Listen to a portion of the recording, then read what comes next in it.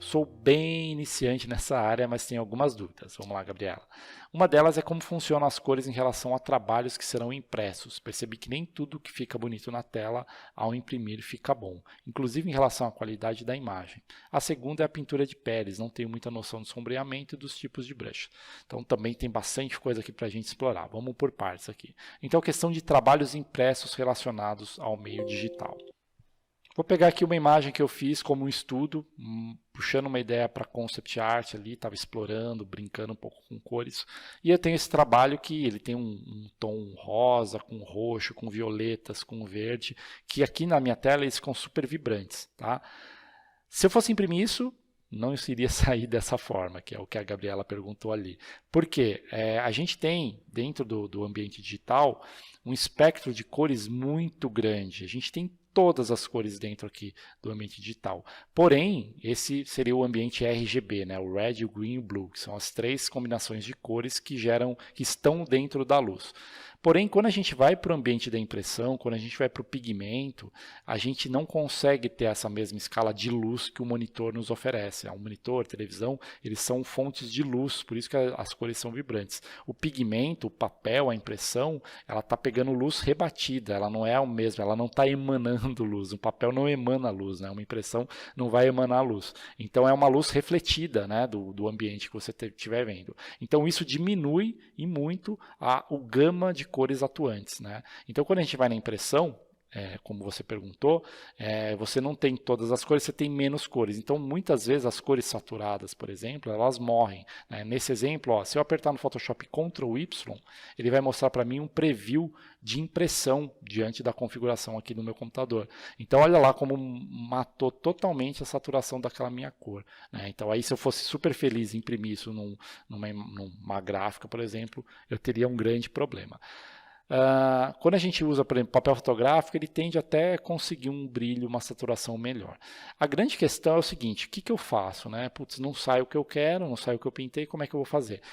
Quando a gente vai para o mundo das impressões, a gente está falando de um mundo totalmente à parte. Então, para que você consiga uma fidelidade de cores, tem muitas coisas envolvidas. Eu teria que dar uma calibrada no meu monitor, que nem sempre vai resolver o problema, mas ajuda um pouco. O que eu faço geralmente? Eu levo a imagem para imprimir, aonde quer que eu queira usar, né? E eu faço um teste de impressão e aí eu comparo com o que eu tinha no digital. Se eu ver que, nossa, está muito longe, eu começo a fazer pequenos ajustes de cor, de configuração, de brilho, de contraste, para tentar trazer um pouco do que eu tinha originalmente. Tá? Lembrando que pintar em RGB e imprimir em CMYK, a gente vai ter sempre esse problema. Mesmo eu poderia pintar, por exemplo, direto em CMYK. Né? Então, vou dar um exemplo aqui. O meu arquivo, vou aqui no Image Mode, ele está em RGB Color. Tá? Então, a gente tem todas as cores funcionando. Se eu mudo isso para CMYK, ele vai lá, baixou. Então, eu poderia trabalhar em CMYK. Só que, quando eu pegar uma cor super saturada, ó, vamos pegar aqui um vermelhão, criar um layer. Na hora que eu pinto, esse vermelho, ele não está com aquela mesma saturação. Ele está forte aqui para mim, mas ele não está naquele pico de saturação. Mesma coisa se eu pegar um rosa, como eu tinha ali, né, na imagem, ó, meu rosa morreu. Então aqui não tem muito o que fazer. A vantagem é que eu consigo conduzir a minha pintura de uma forma mais fiel para a impressão. Tá? Mas basicamente o que a gente tem que fazer, pintou em RGB, as cores mais vivas e elas vão se perder, tem que fazer uns ajustezinhos e testar a impressão. Quando a gente lida com gráfica, editoras, geralmente já tem um processo que se utiliza para poder ter impressões mais fiéis. Tá?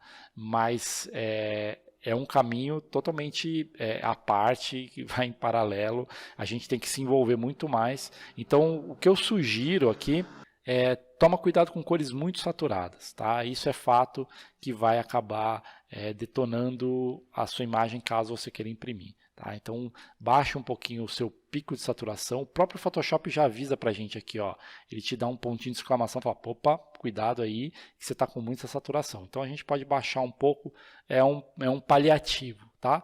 Ou desencana da impressão, faz tudo para o digital, bota na internet, vai ficar super lindo e a gente não se preocupa com impressão. Tô brincando, claro que depende do trabalho, você precisa imprimir. Cuidado, saturação vai ser onde você vai ter mais o problema de cor e a gente também tem às vezes a máquina, o tipo de impressão pode ser que puxe para uma cor, puxe para outra. Não tem como não passar por um teste de impressão antes para a gente poder regular. Quem lida com impressão, eu sei que tem alguns lugares no Photoshop que você tenta configurar, já configura com o tipo de saída que você vai dar, só que aí torna a coisa muito mais complexa e aí é um cara mais especialista, não é o meu caso de não lidar com impressão.